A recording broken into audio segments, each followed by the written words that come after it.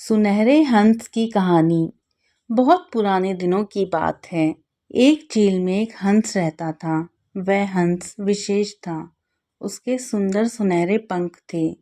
वहीं झील के पास एक बूढ़ी औरत अपनी बेटियों के साथ रहती थी। बहुत ज़्यादा मेहनत करने के बाद भी वो गरीब ही रहे। एक दिन हंस ने सोचा, क्यों ना मैं इस बूढ़ी औरत के परिवार को एक सुनहरा पंख दे दूं, जिसे बेचकर ये अपना जीवन यापन कर पाएं।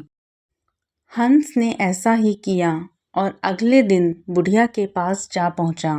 उसे देखकर बूढ़ी औरत ने कहा, मेरे पास तुम्हें देने के लिए कुछ भी नहीं है। ऐसा कहने पर हंस ने कहा, लेकिन मेरे पास तुम्हारे लिए कुछ है। और बूढ़ी औरत को पूरी योजना समझाई। बूढ़ी औरत को हंस की योजना पसंद आई और उन्होंने उस पर आगे बढ़ने का विचार किया।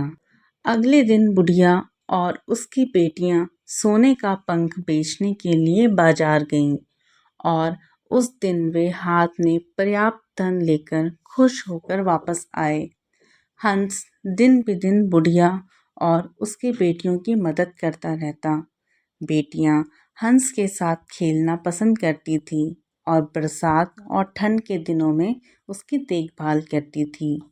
जैसे जैसे समय बीतता गया, बूढ़ी औरत और लालची होती गई।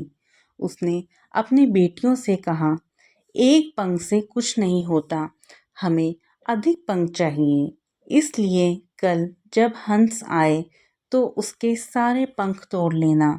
इस बात को सुनने पर उन्होंने इस योजना में मदद करने से इनकार कर दिया। अगले दिन बुढ़िया ने हंस के आगने का इंतजार किया। जैसे ही पक्षी आया, उसने अगले हिस्से को पकड़ लिया और पंखों को तोड़ना शुरू कर दिया। जैसे ही उसने उन्हें तोड़ा, पंख सफ़ेद हो गए। बुढ़िया रो पड़ी और हंस को जाने दिया। इस पर हंस ने कहा, तुम लालची हो गई हो। तुमने मेरी इच्छा के बिना इन्हें तोड़ना चाहा, इसीलिए ये पंख सफ़ेद हो गए। इतना कहकर हंस गुस्से में वहाँ से उड़ गया और फिर कभी दिखाई नहीं पड़ा। कहानी की सीख। इस कहानी से हमें यह सीख मिलती है कि अत्यधिक लोभ से बहुत हानि होती है। हमें कुदरती रूप से जो मिलता है उसमें संतुष्ट रहना सीखना चाहिए और मेहनत से अधिक संसाधन जुटाने चाहिए। हमारी दूसरी कहानी है रास्ते में बांधा। बहुत पुराने समय की बात है। एक राजा ने जानबूझकर एक बड़ा सा पत्थर रास्ते के बीचों बीच में रखवा दिया था और राजा वहीं पास की एक बड़ी झाड़ी में छुप गया। वह यह देखना चाहता था कि आखिर कौन इस पत्थर को रास्ते से हटाता है। उस रास्ते से बहुत लोग गुजरे, लेकिन किसी ने भी उस पत्थर को हटाना ठीक नहीं समझा। यहाँ तक कि राजा के दरबार के ही बहुत से मंत्री और धन व्यापारी भी उस रास्ते से गुजरे, लेकिन किसी ने भी उसे हटाना ठीक नहीं समझा। उल्टा उन्होंने राजा को ही इस बाधा के लिए जिम्मेदार ठहराया। बहुत से लोगों ने राजा पर सड़कों को साफ ना रखने के लिए जोर जोर से आरोप भी लगाए, लेकिन उनमें से किसी ने भी पत्थर को रास्ते से हटाने के लिए कुछ नहीं किया।